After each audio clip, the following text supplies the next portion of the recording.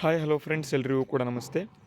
ಇವತ್ತಿನ ಒಂದು ವಿಡಿಯೋದಲ್ಲಿ ಇಲ್ಲಿ ನಾವು ಇಲ್ಲಿ 9 ಫೆಬ್ರವರಿ ಮತ್ತು 10 ಫೆಬ್ರವರಿ 2023ರ ಪ್ರಚಲಿತ ಘಟನೆಗಳನ್ನು ನಾವು ಈಗ ನೋಡ್ಕೊಳ್ತಾ ಹೋಗೋಣ.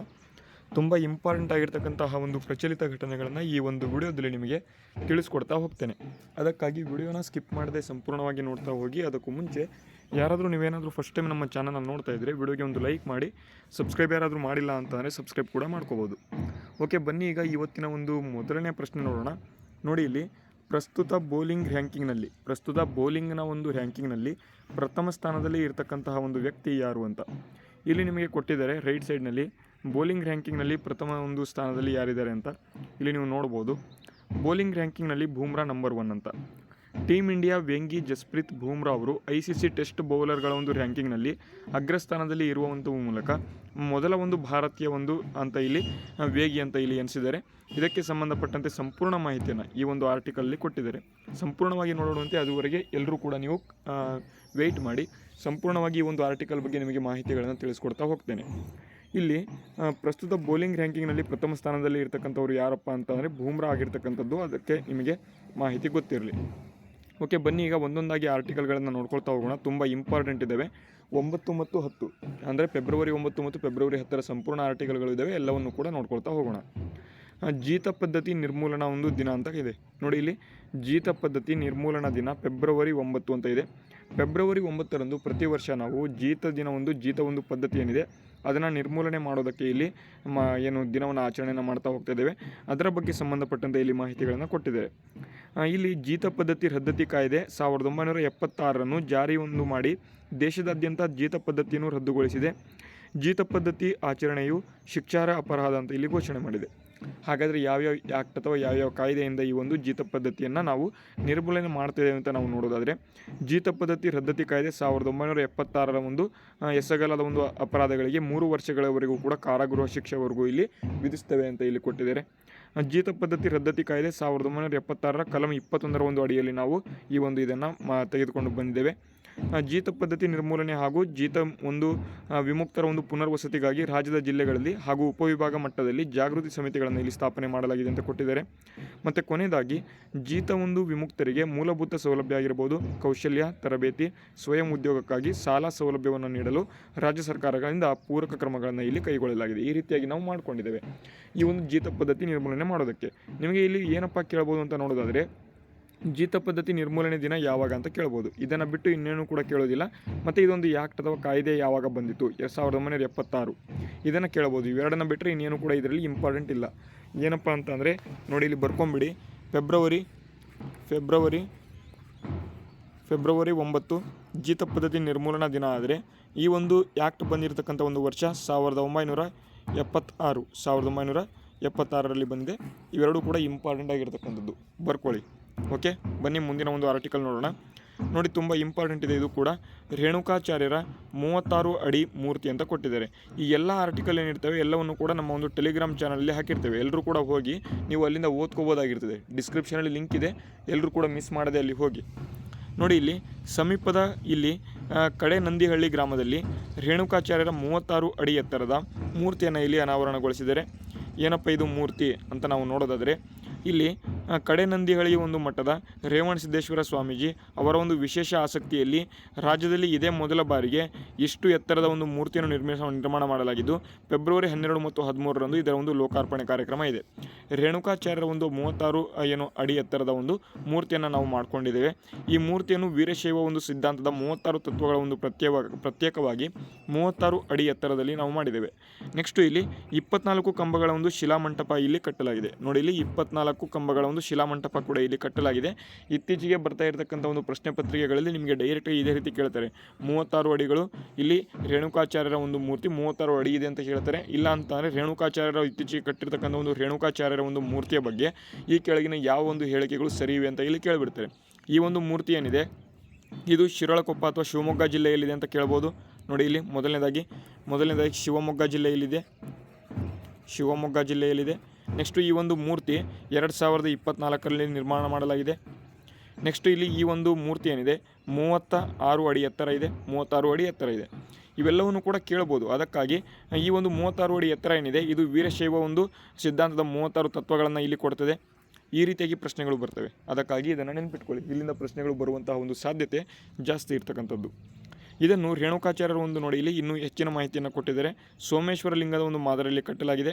ಅಂದಾಜು 2 ಕೋಟಿಗೂ ಹೆಚ್ಚು ವೆಚ್ಚ ಇಲ್ಲಿ ಕೊಟ್ಟಿದ್ದಾರೆ. ಈ 2 ಕೋಟಿ ವೆಚ್ಚ ಏನು ಕೇಳೋದಿಲ್ಲ, ಆದರೆ ಇಲ್ಲಿ ಸೋಮೇಶ್ವರ ಒಂದು ಲಿಂಗದ ಮಾದರಿ ಇದನ್ನು ಕೂಡ ಕೇಳಬಹುದು ಆರ್ಟಿಕಲ್ಗಳಲ್ಲಿ ಅಥವಾ ಹೇಳಿಕೆಗಳಲ್ಲಿ.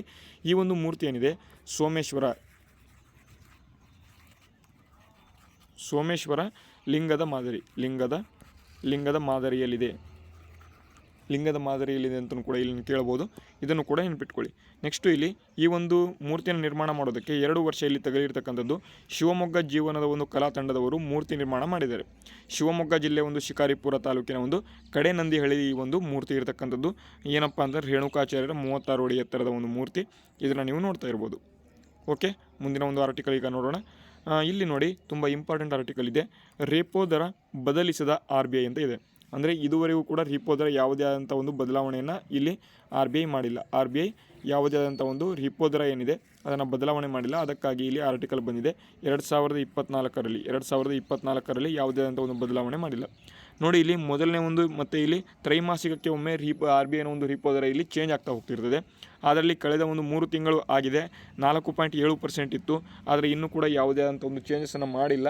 ಅದರ ಬಗ್ಗೆ ಇಲ್ಲಿ ಮಾಹಿತಿಗಳನ್ನು ಇಲ್ಲಿ ಕೊಟ್ಟಿದ್ದಾರೆ. ರಿಪೋ ದರ ಅಂತ ಅಂದರೆ ನಾವು RBIನಿಂದ ನೋಡಿ ಇಲ್ಲಿ ನಾವು RBIನಿಂದ ಏನಾದರೂ ನಾವು ಹಣವನ್ನು ಅಂದರೆ ಕಮರ್ಷಿಯಲ್ ಬ್ಯಾಂಕ್ಸ್ಗಳು ಈ ಒಂದು ಹಣವನ್ನು ಅಥವಾ ಬೇರೆ ಬ್ಯಾಂಕ್ಗಳು ಏನಿರ್ತವೆ RBIನಿಂದ ಹಣವನ್ನು ಪಡೆದುಕೊಂಡು ಅದಕ್ಕೆ ಏನು ನಾವು ಇಂಟ್ರೆಸ್ಟ್ ಅಥವಾ ಬಡ್ಡಿಯನ್ನು ಕಟ್ತೇವೆ ಅದನ್ನು ರಿಪೋ ದರ ಅಂತ ಕರಿತೇವೆ. ಬಡ್ಡಿ ದರ ಏನಿರ್ತದೆ ಅದನ್ನು ರಿಪೋ ದರ ಅಂತ ಕರಿತೇವೆ. ಅದೇ RBI ಏನಾದರೂ ಕಮರ್ಷಿಯಲ್ ಬ್ಯಾಂಕ್ಸ್ ಹತ್ರ ಏನಾದರೂ ಹಣವನ್ನು ತೆಗೆದುಕೊಂಡು ಅದರ ಹತ್ರ ಇಟ್ಕೊಂಡು ಅದಕ್ಕೆ ಬಡ್ಡಿಯನ್ನು ಕೊಡಬೇಕು ಅಂತ ಅಂದರೆ ರಿವರ್ಸ್ ರಿಪೋ ದರ ಅಂತ ಕರಿತೇವೆ. ರಿವರ್ಸ್ ರಿಪೋ ದರ ಅಂತ ಇವೆರಡು ಕೂಡ ನೆನ್ಪಿಟ್ಕೊಳ್ಳಿ. ಪಕ್ಕ ಇಲ್ಲಿಂದ ಪ್ರಶ್ನೆಗಳು ಬರ್ತಾ ಇರ್ತದೆ. ರಿವರ್ಸ್ ರಿಪೋ ದರ ಇವೆರಡು ಕೂಡ ತುಂಬ ಇಂಪಾರ್ಟೆಂಟು. ಓಕೆ, ಮುಂದಿನ ಒಂದು ಆರ್ಟಿಕಲನ್ನು ನೋಡೋಣ. ನೋಡಿ, ಜನುಮದಿನ ಹುಣಸೂರು ಕೃಷ್ಣಮೂರ್ತಿ ಅಂತ ಇದೆ. ಕನ್ನಡದ ಒಂದು ಪ್ರತಿಭಾನ್ವಿತ ಸಿನಿಕರ್ಮಿ ಹುಣಸೂರು ಕೃಷ್ಣಮೂರ್ತಿಯವರು ಫೆಬ್ರವರಿ 9, 1914 ಇಲ್ಲಿ ಹುಣಸೂರಿನಲ್ಲಿ ಜನಿಸಿದರು ಅಂತ ಇಲ್ಲಿ ಕೊಟ್ಟಿದ್ದಾರೆ. ನೆಕ್ಸ್ಟ್ ಇನ್ನೊಂದು ಸ್ಮರಣೆ ಬಾಬಾ ಆಮ್ಟೆ ಅಂತ ಇದೆ. ಬಾಬಾ ಆಮ್ಟೆ ಫೆಬ್ರವರಿ 9, 2008 ಮಹಾರಾಷ್ಟ್ರದ ಮೋರಾ ಎಂಬಲ್ಲಿ ಇಲ್ಲಿ ನಿಧನರಾದರು ಅಂತ ಕೊಟ್ಟಿದ್ದಾರೆ. ಅವರ ಮೂಲ ಒಂದು ಹೆಸರು ಮುರಳೀಧರ್ ದೇವಿದಾಸ್ ಅಮ್ಮೆ ಅವರು. ಇವರು ಪ್ರಮುಖವಾಗಿ ಕುಷ್ಠರೋಗಿಗಳಿಗೆ ಸೇವೆಯನ್ನು ಮಾಡಿದರು ಅಂತ ಕೊಟ್ಟಿದ್ದಾರೆ. ಪದ್ಮವಿಭೂಷಣ ಆಗಿರ್ಬೋದು, ಗಾಂಧಿ ಶಾಂತಿ ಪ್ರಶಸ್ತಿ ಆಗಿರ್ಬೋದು, ಮ್ಯಾಗಸೆ ಪ್ರಶಸ್ತಿ ಸೇರಿದಂತೆ ಪ್ರತಿಷ್ಠಿತ ಗೌರವಗಳು ಇವರಿಗೆ ಬಂದಿವೆ ಅಂತ ಇಲ್ಲಿ ಕೊಟ್ಟಿದ್ದಾರೆ. ನೆಕ್ಸ್ಟ್ ಮುಂದಿನ ಒಂದು ಆರ್ಟಿಕಲ್ ನೋಡಿ. ಸೆಪ್ಟೆಂಬರ್ನಲ್ಲಿ ರಾಷ್ಟ್ರೀಯ ಜಾನುವಾರು ಗಣತಿಗೆ ಸಿದ್ಧತೆ ಅಂತ ಕೊಟ್ಟಿದ್ದಾರೆ. ಸೆಪ್ಟೆಂಬರ್ನಲ್ಲಿ ರಾಷ್ಟ್ರೀಯ ಜಾನುವಾರು ಒಂದು ಗಣತಿಗೆ ಸಿದ್ಧತೆ ಅಂತ ಕೊಟ್ಟಿದ್ದಾರೆ. 21ನೇ ರಾಷ್ಟ್ರೀಯ ಜಾನುವಾರು ಗಣತಿ ತುಂಬ ಇಂಪಾರ್ಟೆಂಟ್ ನೋಡಿ. ಇಲ್ಲಿ ಲೈವ್ ಸ್ಟಾಕ್ ಸೆನ್ಸಸ್ ಅಂತ ಕರಿತೇವೆ ಇಂಗ್ಲೀಷ್ನಲ್ಲಿ. ಲೈವ್ ಸ್ಟಾಕ್ ಸೆನ್ಸಸ್ ಅಂತ ಇದು 5 ವರ್ಷಗಳಿಗೆ ಒಮ್ಮೆ ನಡೀತಿದೆ. ನಿಮಗೆ ಪಕ್ಕಾ ಪ್ರಶ್ನೆ ಇದೇ ರೀತಿ ಬರ್ತದೆ ನೋಡಿ. ಇಲ್ಲಿ ಜಾನುವಾರು ಗಣತಿ ಬಗ್ಗೆ ಈ ಕೆಳಗಿನ ಹೇಳಿಕೆಗಳು ಯಾವುವು ಸರಿ ಇದ್ದಾವೆ ಅಂತ. ಇತ್ತೀಚೆಗೆ ನಡೀತಾ ಇರತಕ್ಕಂಥ ಒಂದು ಜಾನುವಾರು ಗಣತಿ ಏನಿದೆ ಅದು 21ನೇ ಒಂದು ಜಾನುವಾರು ಗಣತಿ ಆಗಿರ್ತಕ್ಕಂಥದ್ದು. ಈ ಒಂದು 21ನೇ ಜಾನುವಾರು ಗಣತಿ ಏನಿದೆ ಇದು ಜಾನುವಾರು ಗಣತಿಗಳು ಪ್ರತಿ 5 ವರ್ಷಗಳಿಗೆ ಒಮ್ಮೆ ಬರ್ತದೆ. ನೆಕ್ಸ್ಟು ಇಲ್ಲಿ ಈ ಒಂದು ಜಾನುವಾರು ಗಣತಿಯನ್ನು ಕೇಂದ್ರ ಪಶುಪಾಲನಾ ಮತ್ತು ಹೈನುಗಾರಿಕೆ ಸಚಿವಾಲಯ ತುಂಬ ಇಂಪಾರ್ಟೆಂಟ್ ನೋಡಿ. ಇಲ್ಲಿ ಕೇಂದ್ರ ಪಶುಪಾಲನಾ ಮತ್ತು ಹೈನುಗಾರಿಕೆ ಸಚಿವಾಲಯ ಈ ಒಂದು ಗಣತಿಯನ್ನು ಮಾಡ್ತದೆ.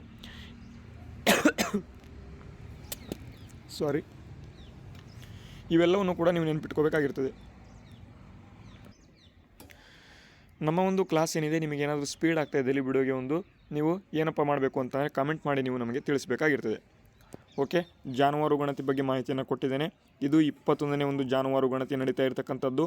ಇದರಲ್ಲಿ ಕೇಂದ್ರ ಪಶುಪಾಲನಾ ಮತ್ತು ಹೈನುಗಾರಿಕೆ ಸಚಿವಾಲಯ ನಡೀತಿದೆ. ಪ್ರತಿ 5 ವರ್ಷಗಳಿಗೆ ಒಮ್ಮೆ ಈ ಒಂದು ಜಾನುವಾರು ಗಣತಿ ನಡೀತಿದೆ. ಇದು 21ನೇದು ಆಗಿದೆ. ಇಷ್ಟನ್ನು ನೆನಪಿಟ್ಕೊಳ್ಳಿ. ಇದರಲ್ಲಿ ಯಾವ್ಯಾವುದಪ್ಪ ಬರುತ್ತೆ ಅಂತಂದರೆ ಗ್ರಾಮೀಣ ಪ್ರದೇಶದಲ್ಲಿ ಇರತಕ್ಕಂಥ ಒಂದು ಹಸು ಆಗಿರ್ಬೋದು,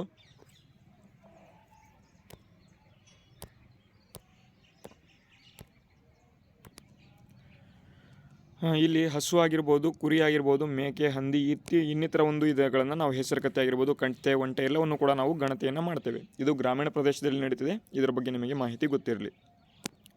ಓಕೆ, ಮುಂದಿನ ಆರ್ಟಿಕಲ್ ನೋಡೋಣ. ನೋಡಿ, ಒಲಿಂಪಿಕ್ಸ್ ಪದಕದಲ್ಲಿ ಐಫಲ್ ಟವರ್ನ ಒಂದು ಸ್ಮರಣಿಕೆ ಇದೆ. ಐಫಲ್ ಟವರ್ ಎಲ್ಲಿದೆ ಅಂತ ಅಂದರೆ ಫ್ರಾನ್ಸ್ನಲ್ಲಿ ಇದೆ. ನೋಡಿ, ತುಂಬ ಇಂಪಾರ್ಟೆಂಟು, ಫ್ರಾನ್ಸ್ನಲ್ಲಿದೆ. ಈ ಒಂದು ಐಫಲ್ ಟವರ್ ಏನಿದೆ 300 ಅಡಿ ಇಲ್ಲಿ ಎತ್ತರ ಇರತಕ್ಕಂಥದ್ದು. 300 ಅಡಿ ಅಥವಾ ಫೀಟ್ ಇಲ್ಲಿ ಎತ್ತರ ಇರತಕ್ಕಂಥದ್ದು. ಇದರ ಬಗ್ಗೆಯೂ ಕೂಡ ಪ್ರಶ್ನೆ ಕೇಳಬಹುದು. ಇಲ್ಲಿ ನೋಡಿ ಜುಲೈ ಆಗಸ್ಟ್ನಲ್ಲಿ ನಡೆಯಲಿರ್ತಕ್ಕಂಥ ಒಂದು ಪ್ಯಾರಿಸ್ ಒಲಿಂಪಿಕ್ಸ್ ಕ್ರೀಡೆಗಳ ಒಂದು ವಿಜೇತರ ಒಂದು ಕೊರಳನ್ನು ಅಲಂಕರಿಸಲಿರುವ ಪದಕಗಳನ್ನು ಇಲ್ಲಿ ಒಂದು ಮೂಲ ಐಫಲ್ ಟವರ್ನ ಒಂದು ಕಬ್ಬಿಣದ ತುಂಡುಗಳನ್ನು ಮರುಬಳಕೆಯಲ್ಲಿ ಮಾಡ್ತೇವೆ ಅಂತ ಇಲ್ಲಿ ಕೊಟ್ಟಿದ್ದಾರೆ. ಚಿನ್ನ, ಬೆಳ್ಳಿ, ಕಂಚು ಸೇರಿದಂತೆ ಈ ಬಾರಿ ಒಂದು ಬೇಸಿಗೆ ಒಲಿಂಪಿಕ್ಸ್ನಲ್ಲಿ ನೀಡಲಾಗಿರ್ತಕ್ಕಂಥ ಒಂದು ಎಲ್ಲ 5084 ಪದಕಗಳಲ್ಲಿ ಈ ಒಂದು ವಿನ್ಯಾಸ ಇರಲಿದೆ ಅಂತ ಕೊಟ್ಟಿದ್ದಾರೆ. 18 ಗ್ರಾಮ್ ತೂಕದ ಒಂದು ಪಡ್ಬು ಜಾತಿಯ ಒಂದು ಕೆತ್ತನೆ ಇಲ್ಲಿ ಇರಲಿದೆ ಅಂತ ಇಲ್ಲಿ ಕೊಟ್ಟಿದ್ದಾರೆ. ಐಫಲ್ ಟವರ್ನ ಒಂದು ಏನು ಕಬ್ಬಿಣ ಇತ್ತು ಅದನ್ನು ಇಲ್ಲಿ ಬಳಸ್ತೇವೆ ಅಂತ ಇಲ್ಲಿ ಕೊಟ್ಟಿದ್ದಾರೆ. ಓಕೆ, ಮುಂದಿನ ಒಂದು ಆರ್ಟಿಕಲ್ ನೋಡೋಣ. ಉನ್ನತ ಶಿಕ್ಷಣ ಕಾರ್ಯಕಲ್ಪದ ಒಂದು ಕಾಲ ಅಂತಿದೆ. ಈ ಒಂದು ಆರ್ಟಿಕಲ್ನ ಡೈರೆಕ್ಟಾಗಿ ನೀವು ಟೆಲಿಗ್ರಾಮ್ಗೆ ಹೋಗಿ ಓದ್ಕೊಳ್ಳಿ. ಅಷ್ಟೇನು ಇಂಪಾರ್ಟೆಂಟ್ ಇಲ್ಲ, ಆದರೂ ಕೂಡ ಒಂದ್ಸಲಿ ಓದ್ಕೊಳ್ಳಿ. ಕೊನೆಯದಾಗಿ ಇಲ್ಲಿ ನಮ್ಮ ಒಂದು ಬೌಲಿಂಗ್ ರ್ಯಾಂಕಿಂಗ್ನಲ್ಲಿ ಬೂಮ್ರಾ ನಂಬರ್ 1 ಅಂತ ಕೊಟ್ಟಿದ್ದಾರೆ. ಇದರ ಬಗ್ಗೆ ಸಂಪೂರ್ಣವಾಗಿ ಆರ್ಟಿಕಲನ್ನು ನೀವು ಈಗಾಗಲೇ ಕೊಟ್ಟಿದ್ದೇನೆ. ಎಷ್ಟು ರ್ಯಾಂಕಿಂಗ್ ಪಾಯಿಂಟ್ಗಳಿದ್ದಾವೆ, ಸೆಕೆಂಡ್ ಯಾರಿದ್ದಾರೆ ಎನ್ನುವುದು ಸಂಪೂರ್ಣ ಮಾಹಿತಿನ ಇಲ್ಲಿ ಎಲ್ಲ ಕೊಟ್ಟಿದ್ದೇವೆ. ಓಕೆ, ಈ ಒಂದು ವಿಡಿಯೋ ಹೆಲ್ಪ್ಫುಲ್ ಆಗಿದೆ ಅಂತ ಅಂದ್ಕೊಂಡಿದ್ದೇನೆ. ಹೆಲ್ಪ್ಫುಲ್ ಆಗಿದ್ದರೆ ವಿಡಿಯೋಗೆ ಒಂದು ಲೈಕ್ ಮಾಡಿ, ಶೇರ್ ಮಾಡಿ, ಸಬ್ಸ್ಕ್ರೈಬ್ ಆಗಿಲ್ಲ ಅಂತಲೇ ಸಬ್ಸ್ಕ್ರೈಬ್ ಮಾಡ್ಕೊಳ್ಳಿ. ಮುಂದೆ ಬರ್ತಕ್ಕಂಥ ಒಂದು ವಿಡಿಯೋಗಳು, ಕ್ಲಾಸಸ್ಗಳು ಎಲ್ಲವನ್ನು ಕೂಡ ನೋಡ್ಕೊಳ್ತಾ ಹೋಗಿ. ವಿಡಿಯೋನ ಮುಗಿಸ್ತಾ ಇದ್ದೇನೆ. ಜೈ ಹಿಂದ್, ವಂದೇ ಮಾತರಂ.